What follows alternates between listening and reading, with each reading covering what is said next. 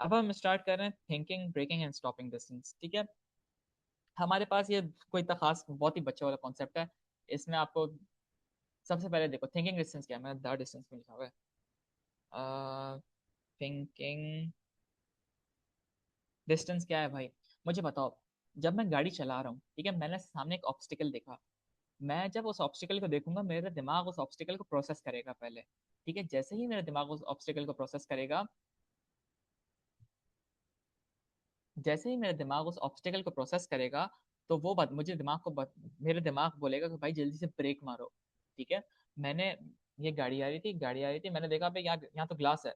मेरा दिमाग उसको प्रोसेस करेगा। जैसे ही उस चीज को प्रोसेस करेगा, वो मुझे बताएगा कि ब्रेक मारो, और फिर मैं ब्रेक मारूंगा। ठीक है, सो दैट मिली सेकेंड या जो जितना भी टाइम लग रहा है मुझे प्रोसेस करने में और एक्चुअल में डिसीजन लेने में, ठीक है, that is known as the thinking distance. ठीक है, हर इंसान का एक रिएक्शन टाइम होता है। बेसिकली यहाँ पे thinking distance is the reaction time. मैंने जैसे ही ऑब्स्टिकल देखा, मैंने फौरन ब्रेक मारा। ठीक है, मैं जैसे ही ऑब्स्टिकल देखा, मैंने फौरन ब्रेक मारा। ठीक है, लेकिन वो फौरन और देखने के बीच में एक कोई मिली सेकेंड का टाइम होगा, जो कि थिंकिंग डिस्टेंस होगा। ठीक है, ब्रेकिंग डिस्टेंस क्या है, मैंने ब्रेक दबा दिया, लेकिन गाड़ी ची करके आगे आई और फिर एक जगह आके रुकी। मैंने यहाँ ब्रेक दबाया, मैंने यहीं ब्रेक दबा दिया, लेकिन गाड़ी थोड़ा सा डिस्टेंस ट्रेवल करेगी। इवन तो मैंने ब्रेक दबाया हुआ है, जैसे ही मैंने ब्रेक दबाया, गाड़ी वहीं रुक नहीं जाएगी, गाड़ी थोड़ा सा आगे ट्रेवल करके रुकेगी। ठीक है, तो जो मैंने ब्रेक दबाया, ठीक है, और गाड़ी ने डिस्टेंस ट्रेवल किया, ये जो बीच का डिस्टेंस, जो बीच का टाइम है, ठीक है, इसको जो बीच का डिस्टेंस कवर हुआ है, इसे कहते हैं हम braking distance. The distance when brakes are applied and object comes to a rest. ठीक है, आई होप समझ आ रहा हो। हमारे पास फिर एग्जामिनर पूछता है कि भाई स्टॉपिंग डिस्टेंस क्या है। स्टॉपिंग डिस्टेंस बेसिकली इन दोनों का सम है, यानी मैंने पहले प्रोसेस किया और फिर मैंने ब्रेक अप्लाई किया। ठीक है, तो ये जो मैंने पूरा दो काम किए, इनको जब ये दोनों मैं इन दोनों का सम करता हूँ, तो मेरा स्टॉपिंग डिस्टेंस आता है। ठीक है, मतलब यहाँ से मैं आ रहा था, ये क्लास से मैं आ रहा हूँ, मैंने यहाँ से यहाँ तक आते हुए रियलाइज किया कि ओ ब्रेक मारना है, शट। मैं जैसे ब्रेक मारे और मैं फिर यहाँ तक आके यहाँ पे आके रुका। ठीक है, तो यहाँ से लेके यहाँ तक का जो डिस्टेंस है, जैसे मैंने रियलाइज भी किया कि मुझे ब्रेक मारना है, और फिर मैंने एक्चुअली ब्रेक्स मारे। ठीक है, ये जो डिस्टेंस है total, this is known as a stopping distance. ठीक है, नाउ आप इस इक्वेशन को थोड़ा सा अपने तौर पे ट्विक भी कर सकते हो। अगर आपसे एग्जामिनर ने लेट्स से बता दिया कि भाई स्टॉपिंग डिस्टेंस ये था और थिंकिंग डिस्टेंस ये था, आप बताओ ब्रेकिंग डिस्टेंस क्या है, तो मैं सिंपली ब्रेकिंग डिस्टेंस को बना दूंगा ऑब्जेक्ट सब्जेक्ट, और मुझे आंसर मिल जाएगा। यानी ब्रेकिंग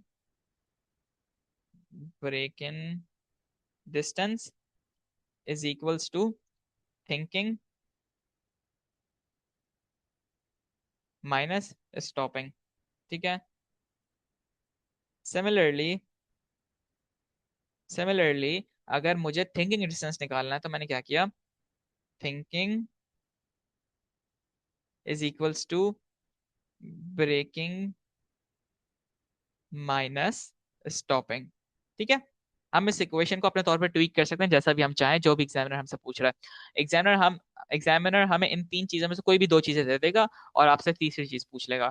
तो अगर आपको एक इक्वेशन याद हो कि भाई stopping distance is equal to thinking distance plus braking distance, तो मैं इसे आराम से अपने तौर पे इस इक्वेशन को चेंज कर सकता हूँ। जो चीज मुझे ढूंढनी होगी उसको मैं सब्जेक्ट बनाऊंगा, और बाकी चीजों को इक्वेशन की दूसरी तरफ ले जाऊंगा, और मुझे आंसर मिल जाएगा अपना। ठीक है, नाउ देखो, यहाँ पे लेट्स से एक गाड़ी आ रही थी, ठीक है, कार आ रही थी। यहाँ यहाँ पे 0.5 सेकंड्स के अंदर कार वाले ने सोचा कि मुझे ब्रेक मारना है। ठीक है, तो ये हमारा थिंकिंग डिस्टेंस हो गया। फिर फाइनली उसने एक ब्रेक मारा। अब ब्रेक मारा और उसने ये वाला डिस्टेंस कवर किया, ये वाला डिस्टेंस कवर किया। ठीक है, उसके गाड़ी के टायर नए थे, तो उसने 0.5 सेकंड के अंदर उसने ब्रेक मारा और गाड़ी स्टॉप हुई। ठीक है, 0.5 सेकंड के अंदर उसने ब्रेक मारा, ब्रेक प्लस कार स्टॉप हो गई। ठीक है, तो उसका मुझे बताओ टोटल डिस्टेंस क्या है, उसका टोटल स्टॉपिंग डिस्टेंस क्या होगा। उसका टोटल स्टॉपिंग डिस्टेंस 1 सेकंड का होगा। ठीक है, जिसमें उसने थिंक भी किया और उसने एक्चुअल ब्रेक भी मारा। ठीक है, लेकिन अगर उसकी गाड़ी के टायर पुराने से गाड़ी के टायर थे, ठीक है, उसके गाड़ी के टायर थोड़े पुराने थे, तो उस अब वो फ्रिक्शन कम प्रोड्यूस है। उस कम फ्रिक्शन की वजह से वो यहाँ पे आके रुका। चलो ये छोड़ो यहाँ बस, ठीक है, वो 1.5 सेकंड्स पे आके रुका। इसकी वजह से क्या हुआ कि अब उसने ब्रेक तो उसने वही 0.5 पे मारा था, लेकिन उसका ब्रेकिंग डिस्टेंस बढ़ गया। इससे हमें एक बात पता चलती है भाई, हमसे एग्जामिनर पूछेगा कि कोई दो फैक्टर्स बताओ जिसकी वजह से आपका ब्रेकिंग डिस्टेंस बढ़ जाए। तो हमें क्या पता चला, अगर नए टायर्स होंगे तो ज्यादा फ्रिक्शन होगी, ज्यादा फ्रिक्शन होगी, जिसकी वजह से हमारा ब्रेकिंग डिस्टेंस कम होगा। लेकिन अगर मेरे पुराने टायर्स हैं तो फ्रिक्शन कम होगी, और कम फ्रिक्शन की वजह से वो लंबा ड्रैग करेगा।